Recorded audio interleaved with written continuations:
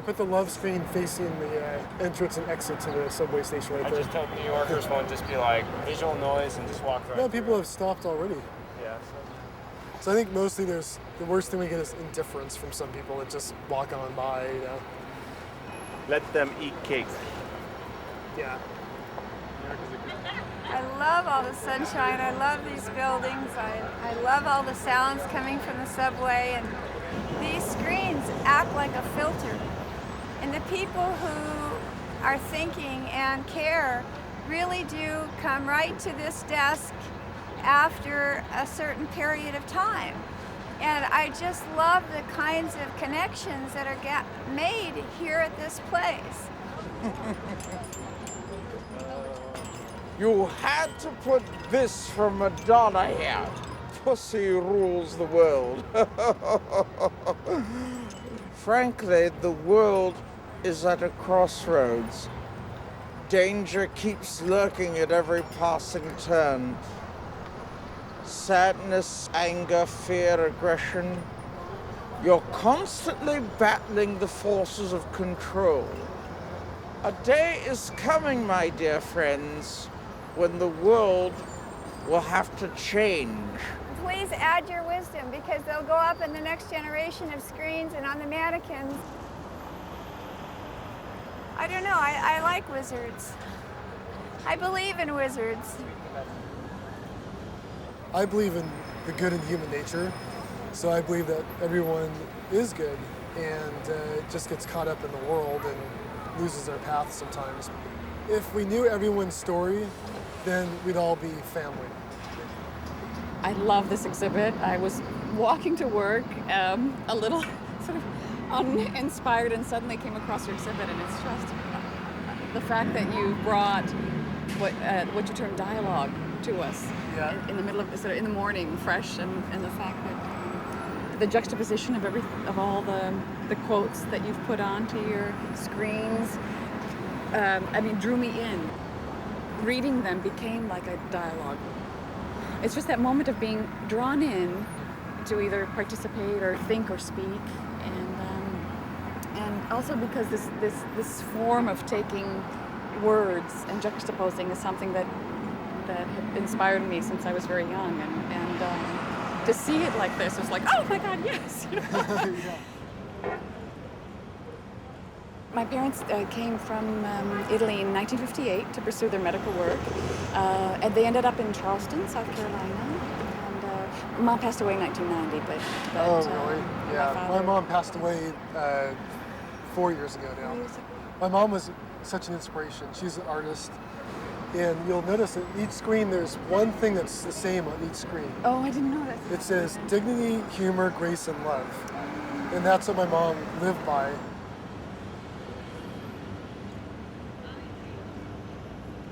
Do you think we have any hope of getting media coverage? Why not?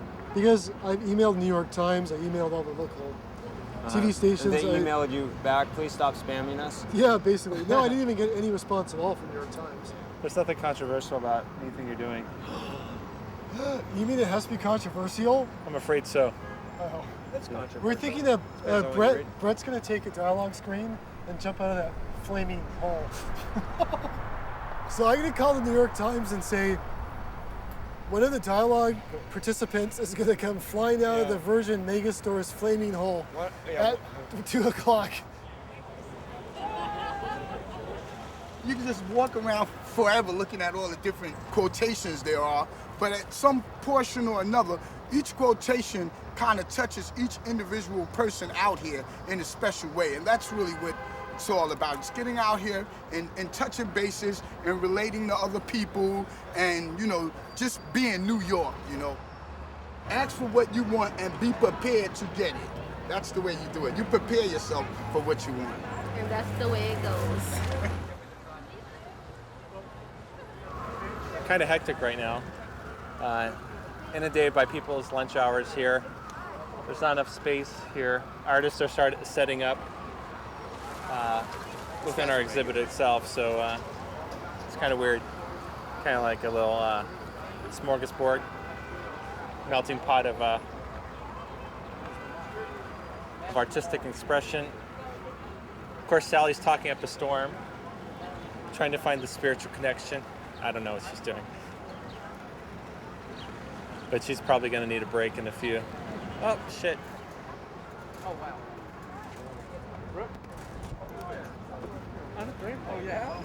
I'm a grandpa. This is New York, so if something gets hit by a sign, I'm sure they'll sue. So I want to go to San Francisco. I want to go back to my side of the country and stay.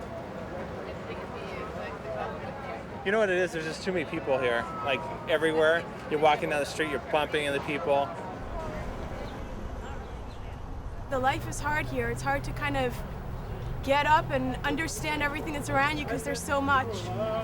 And this kind of stuff, you know, information like this, words like this, statements like this, just help you think about the world and kind of puts things into a little bit of sense. It's just a big city, lots of people, different directions. And this brings us together, you know? These are things that resonate with all of us. I like the Elvis one because that happened to me so many times. Sad thing is, you can still love someone and be wrong for them. I think with picture art, you could understand it faster, but when it's written, it makes you think a lot more than looking at the picture. Because when you look at a picture, you see like, oh, I see a dog on a tree, you know, like. But if you see a quote, it makes you, it replays in your mind and say, what does it mean? What does it mean? And when you finally realize it, like, it made me think so much. I want to find out more. I love the one, if you smile when no one else is around, you really mean it. Because that means that you have it inside of you. We all say good morning, good afternoon, good evening, even to strangers. And I always felt that it was that one person that didn't respond to somebody, and that person said, well, I'm not going to speak either. And it was like a domino effect, and everybody stopped speaking to each other, you know? I really believe that there are so many geniuses before me. I don't have to reinvent anything. All I have to do is share what's already there. And one of the most profound ones that I like was Mary Kay Blakely. She said, one life stamps and influences another, which in turn stamps and influences another, and on until the very soul of the human experience breathes on and generations will never meet. And I think it's a good reminder that whether we believe we make a difference or not is irrelevant. We're always making a difference.